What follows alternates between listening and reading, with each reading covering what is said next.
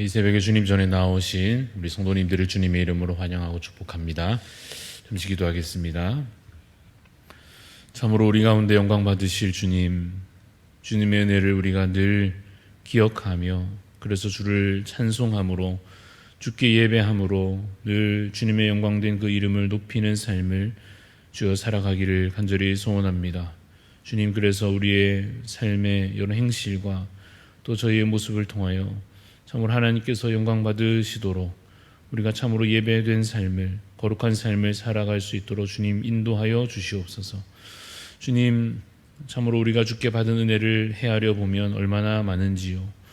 주께서 우리에게 생명 주셨을 뿐 아니라 삶에 필요한 많은 것을 주께서 공급하여 주시고 오늘도 이 가운데 여러 받은 은혜들로 살게 하시니 주님, 우리가 늘 감사의 삶을, 또한 주 안에 만족하는 그러한 삶을 살아갈 수 있도록 주님 우리 가운데 은혜를 더하여 주시옵소서.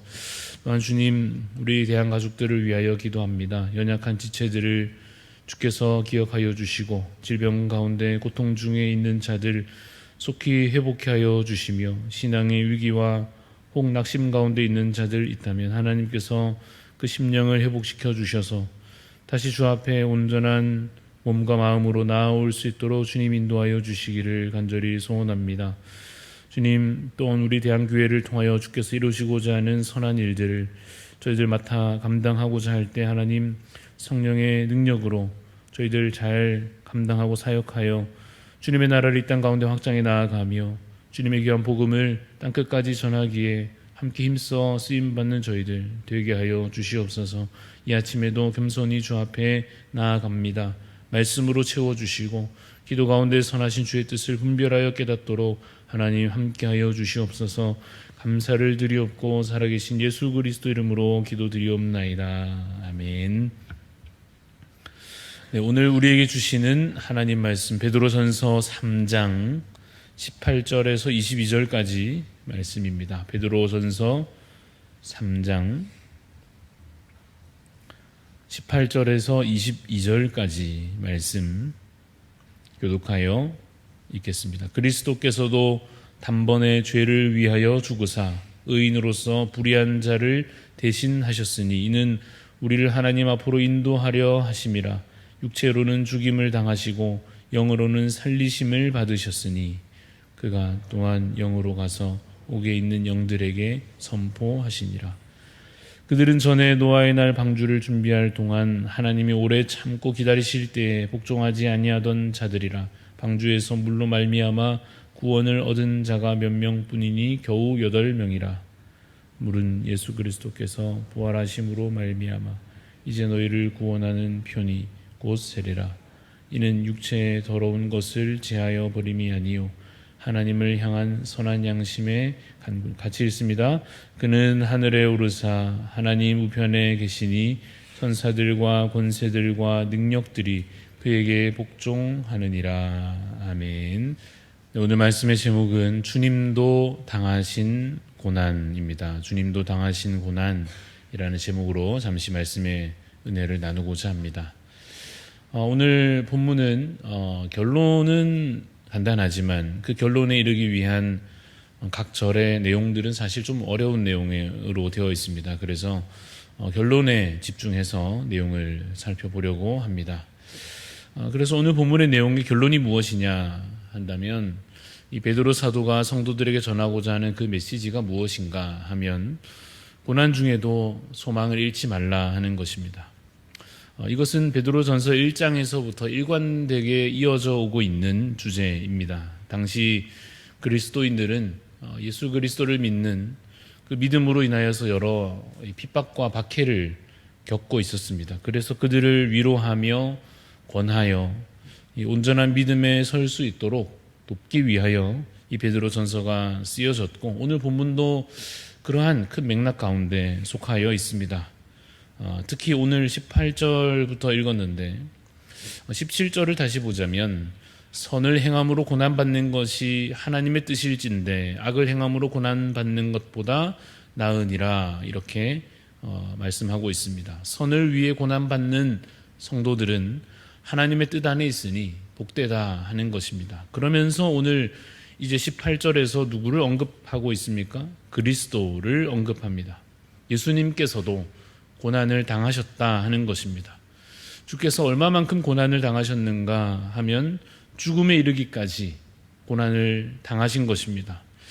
그런데 이 사도 베드로가 여기에서 예수 그리스도의 고난을 이제 성도들에게 언급하는 이유는 무엇인가 하면 두 가지로 말할 수 있는데, 하나는 예수님의 고난 뒤에 이제 이어지는 그 사건들이 우리에게도 역시나 고난당하는 성도들에게도 적용될 수 있다 하는 것을 기대할 수 있기 때문이고, 또한 예수님의 그 사역의 효력으로 실제로 우리에게 놀라운 구원과 승리가 보장된다 하는 것을 이제 선언하고자 사도 베드로가 그리스도의 고난을 이 본문 가운데 언급하고 있는 것입니다. 그래서 다시금 보자면 예수님의 고난은 죽으심으로 이어집니다마는 그 죽음이 결말은 아니었다 하는 것입니다.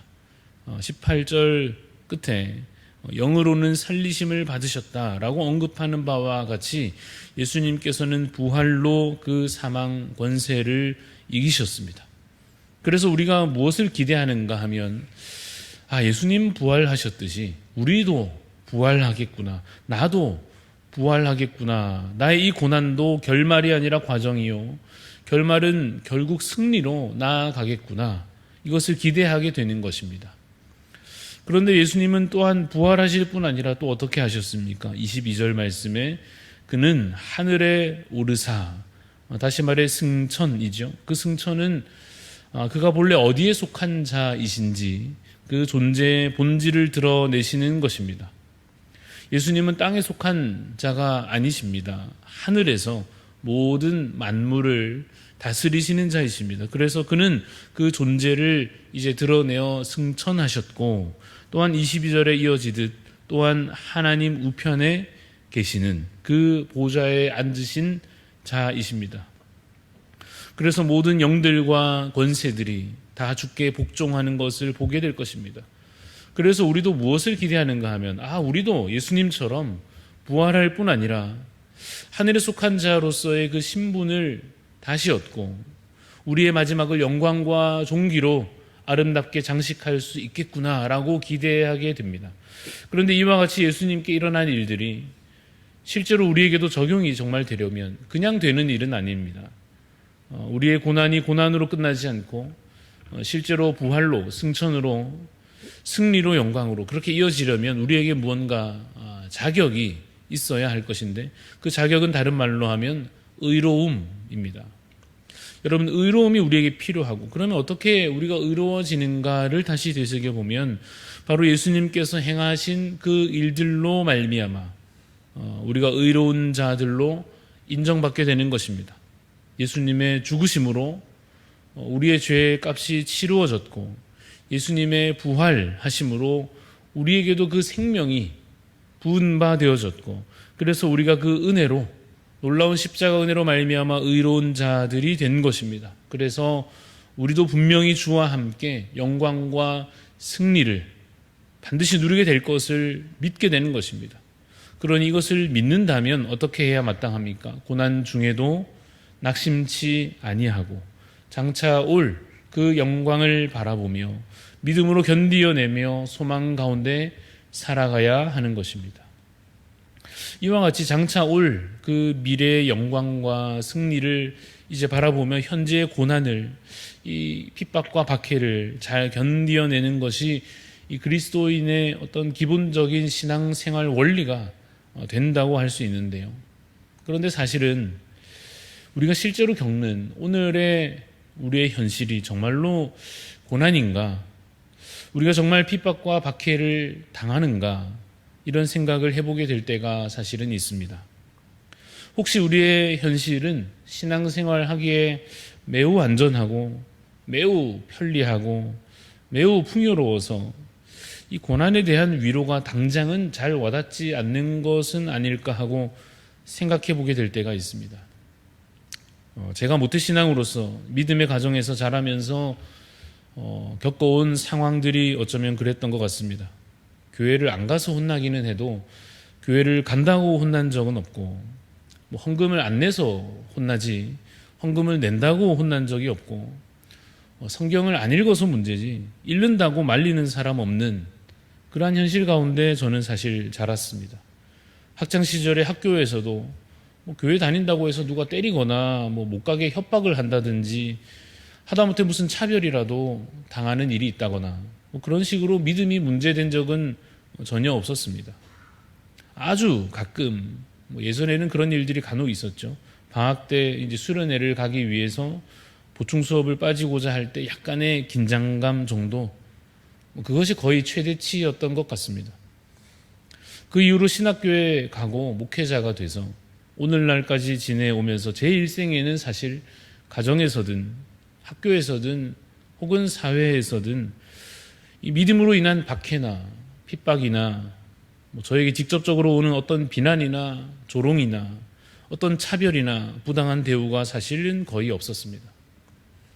아마 여러분들 중에는 신앙의 1세대로서 또 여러 시대적인 상황 가운데에서 이 말로 다 할 수 없는 핍박과 고통을 겪으시면서 신앙을 정말 힘써 지켜내야 했던 분들이 분명 계실 것입니다.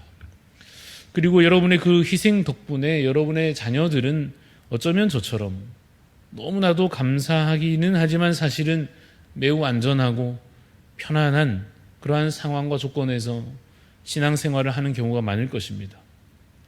그래서 사실 저는 종종 고민하게 됩니다. 이 시대에, 이 세대에게 신앙으로 겪는 고난이란 어떤 것일까? 오늘날 이와 같은 풍요의 시대를 우리가 살면서 신앙의 자유가 보장된 이 나라에서 우리가 과연 무엇과 싸우고 있고 무엇을 견디고 있으며 무엇을 각오해야 하는 것인지 사실 고민될 때가 있습니다. 물론 이것은 사실 저의 개인적인 신앙 고민이긴 합니다만은 한편으로는 일생 단 한 번도 핍박이나 박해를 겪어보지 못한 채로 이 베드로 전서를 읽고 묵상해야 하는 오늘날 그리스도인들에게 고난의 의미와 천국의 소망에 대해서 무엇을 전해야 할지 답을 찾아가고 있는 목회자의 고뇌이기도 합니다. 만약 여러분들 중에서도 베드로 전서를 이렇게 읽어가면서 뭔가 마음에 별로 깊이 와닿지 않는 것 같고 이 소망의 위로가 그냥 덤덤하게만 느껴지는 분이 계시다면 그냥 그런가 보다 하시기보다는 다시 한 번 더 깊이 말씀을 들여다보시고 또한 자신의 삶을 진지하게 들여다보시기를 권합니다. 신앙을 위해서 목숨을 걸어야 했던 때가 있었습니다. 복음을 위하여 많은 것들을 포기해야 했던 시절이 있었습니다. 그때에는 그래서 천국 소망을 이야기하면 눈물이 절로 났다고 합니다. 그래서 마라나타, 주 예수여 오시옵소서, 속히 오시옵소서를 외쳤던 세대가 있었습니다. 지금은 어쩌면 워낙 너무 잘 지내서 천국이 나을지 현실이 나을지 계산하면서 그래서 오늘 당장 주님 부르신다 하면 좀 더 내가 여기서 누리지 못할 것들을 아쉬워하는 그런 세대가 된 것은 아닌가 합니다. 일부러 우리가 불구덩이에 몸을 내던질 수는 없다 할지라도 자신의 신앙과 삶을 진지하게 돌아보아야 할 것입니다. 핍박과 박해가 없는 것을 감사로 여길지 위기로 여길지 깊이 생각해 볼 수 있기를 바랍니다. 그래서 우리의 신앙이 혹 더 선명해져야 한다면, 그러기 위하여서 힘쓰며 세상과 더 구별되어야 한다면 그러기 위하여 더 경건에 힘씀으로써 여전히 세상에서 빛이요 그리스도의 향기요 그리스도의 군사요 삶을 온전히 주께 헌신한 제자들로서 그렇게 살아갈 수 있기를 간절히 소원합니다. 말씀을 기억하며 잠시 기도하겠습니다. 하나님 아버지, 주님, 우리가 오늘도 말씀 앞에 나아갑니다. 한때 주님 그 생명을 걸고 여러 핍박과 박해 가운데에서도 신앙을 지켜내기 위하여 참으로 그 고난을 견뎌야 했던 자들에게 이 소망의 메시지가 얼마나 힘과 위로가 되었을런지요. 주님, 오늘 살아가는 우리의 현실 가운데에서도 고난 중에 있는 자들을 하나님 위로하여 주시고 주님도 당하신 그 고난 또한 주께서 이루어 놓으신 것으로 말미암아 이제 우리는 반드시 영광으로 승리로 이어질 것을 믿고 그 믿음 가운데 주님 담대히 결코 넘어지지 아니하며 인내함으로 감당케 하여 주시옵소서. 주님, 혹시 우리 가운데 또한 너무나 편리하고 안전한 현실로 말미암아 그 신앙의 열정이 식어지며 소망이 더 이상 소망으로 와닿지 않는 자들이 우리 가운데 있다면 주여 다시 그 믿음이 분명하여지게 하여 주시옵시고 소망이 소망되게 하여 주시며 참으로 주님께서 주신 그 은혜가 무엇인지 깨닫게 하여 주시고 하나님께서 왜 우리에게 천국을 이야기하시는지 왜 우리가 마지막 때를 소망해야 하는 것인지 오늘날 우리가 어떠한 영적인 상태로 살아가야 할 것인지 다시 또한 돌아볼 수 있는 기회가 될 수 있도록 하나님 우리 가운데 주님 찾아와 주시고 말씀하여 주시옵소서. 주님 오늘도 살아가는 이 하루가 그저 이 땅에서 어떻게 잘 편하게 살 것인가 하는 고민으로 끝나지 않게 하여 주시고 거룩한 삶을 한 번 더 다짐하며 경건한 삶을 힘쓰며 정말로 주께 온전히 드려진 바 되는 산 제물로 산 제사로 온전한 예배로 살아갈 수 있도록 주님 이 하루를 주께 온전히 바쳐 드리는 저희들 되게 하여 주시옵소서. 감사를 드리옵고 살아계신 예수 그리스도 이름으로 기도합니다. 아멘. 하늘에 계신 우리 아버지여 이름이 거룩히 여김을 받으시오며 나라가 임하시오며 뜻이 하늘에서 이루어진 것 같이 땅에서도 이루어지이다. 오늘 우리에게 일용할 양식을 주시옵고 우리가 우리에게 죄 지은 자를 사하여 준 것 같이 우리 죄를 사하여 주시옵고 우리를 시험에 들게 하지 마시옵고 다만 악에서 구하시옵소서. 나라와 권세와 영광이 아버지께 영원히 있사옵나이다. 아멘.